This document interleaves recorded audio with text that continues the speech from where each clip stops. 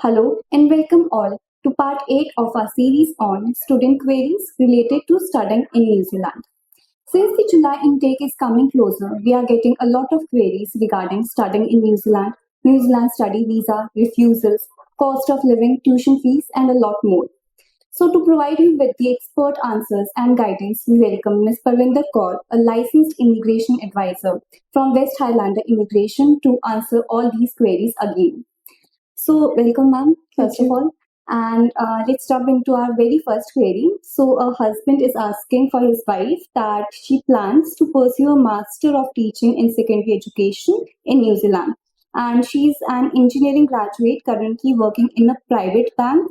So, are there any chances of visa refusal even after receiving university admission?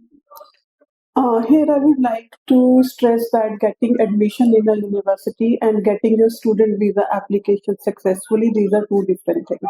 So, we come across many refusals, the students whose visa have been refused. Of course, they did have a university or a college offer of a place.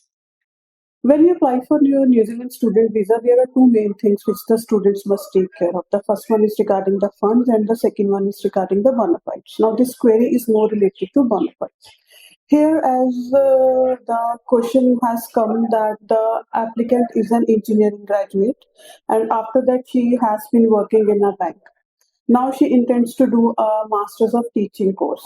Now, the very first question here would be how this Masters of Teaching is relevant to your academics or your work experience. Now, this doesn't show any relevancy.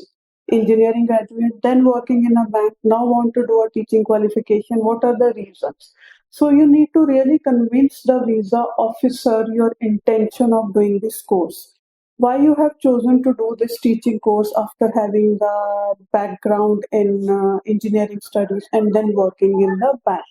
So bona fides may be an issue, but if you are able to strongly justify the reasons why you want to do this teaching course, then there are chances that the case officer may be satisfied. But this application needs to focus on bona fides, why you want to do this teaching qualification after having a qualification in engineering and then subsequently working in a bank.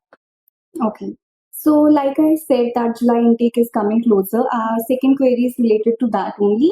So, a student is asking that I have lodged a file on 2nd June and my session is going to start from 4th July.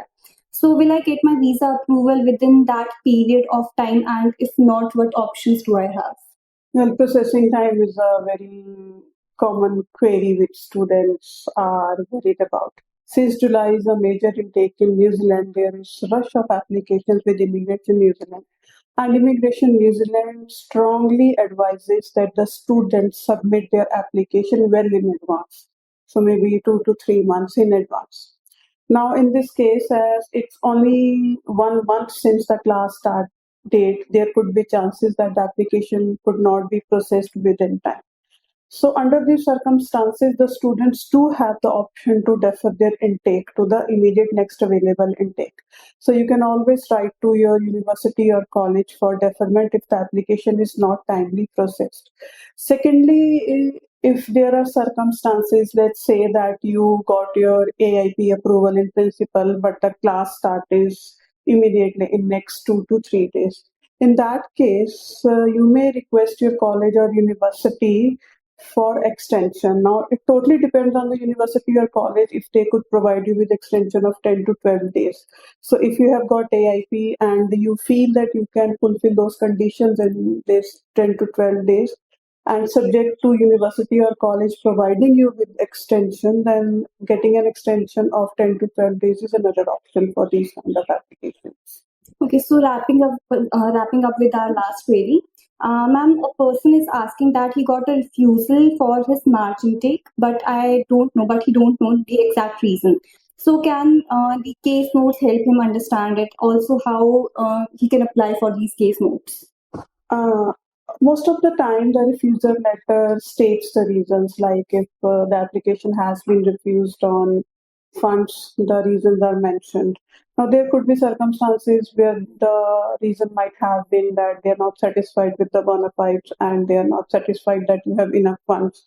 so the reasons are not mentioned in detail, then in that case, the applicant may go for case notes.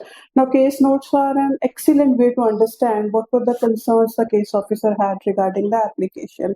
So, yes, you must go for case notes, understand deeply what were the reasons of refusal, and if you feel that you can address those refusal, you have sufficient information and evidence to address those refusals, then you may relodge your application. And applying case notes is quite simple. You need to fill the online form with the relevant information, provide your email address, and then you get your case notes after putting this request.